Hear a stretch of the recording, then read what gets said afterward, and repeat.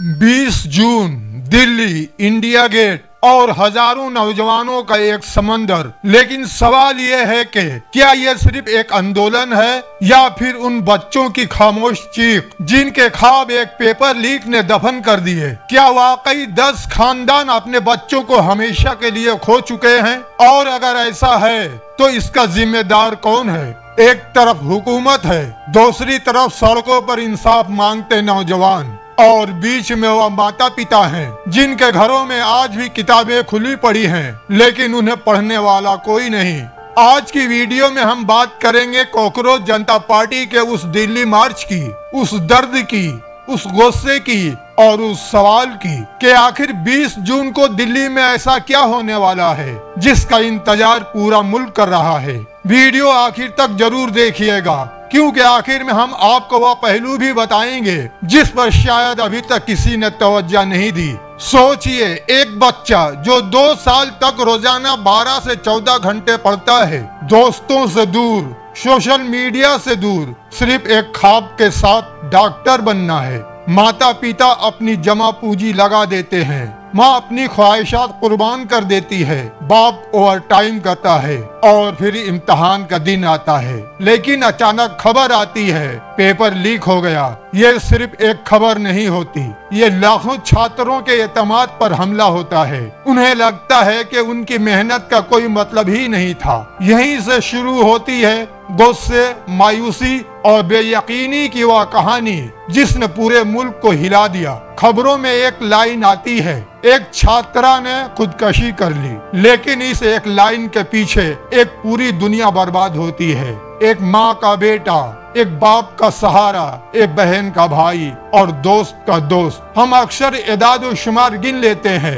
1, 2, 5, 10, लेकिन हर नंबर के पीछे एक खानदान की टूटी हुई दुनिया होती है। और यही वह नुक्ता है जहां कॉकरोच जनता पार्टी का आंदोलन सिर्फ सियासी नहीं रहता बल्कि एक इंसानी अलमिया बन जाता है।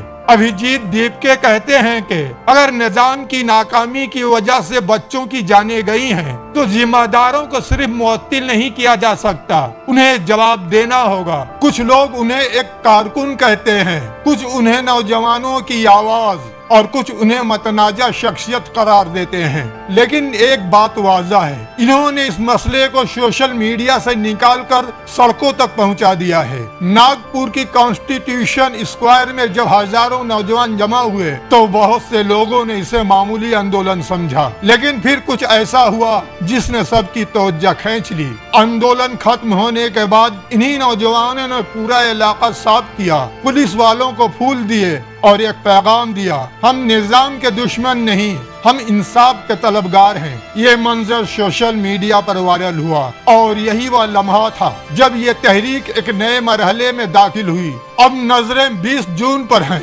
दिल्ली इक़दार का मरकज, फैसलों का शहर और आंदोलनों की सरजमीन। कॉकरोच जनता पार्टी ने ऐलान किया है कि मुल्क भर से लोग दिल्ली पहुंचेंगे। लेकिन असल सवाल ये है, क्या हुकूमत इन मतालबात को सुनेगी या फिर यह आंदोलन भी तारीख के हजारों आंदोलनों के तरह फाइलों में दफन हो जाएगा? यही सस्पेंस इस पूरी कहानी को दिलचस्प बनाता है, क्योंकि अभी तक किसी को मालूम नहीं कि 20 जून के बाद सियासी मंजरनामा कैसा होगा। तहरीक का सबसे बड़ा मुतालबा है वफाकी वजीर तालीम धर्मेंद्र प्रधान का इस्तीफा। हामियों का कहना है कि अगर इम्तिहानी निजाम में इतनी बड़ी नाकामी हुई है तो सियासी जवाबदेही भी होनी चाहिए, जबकि मुखालिफिन कहते हैं कि तहकीकात मुकम्मल होने से पहले किसी नतीजे पर पहुंचना दुरुस्त नहीं। यही वह मकाम है जहां बहस मजीद तेज हो जाती है और पूरा मुल्क 2 हिस्सों में तकसीम दिखाई देता है। लेकिन शायद असल सवाल वजीर के इस्तीफा से भी बड़ा है।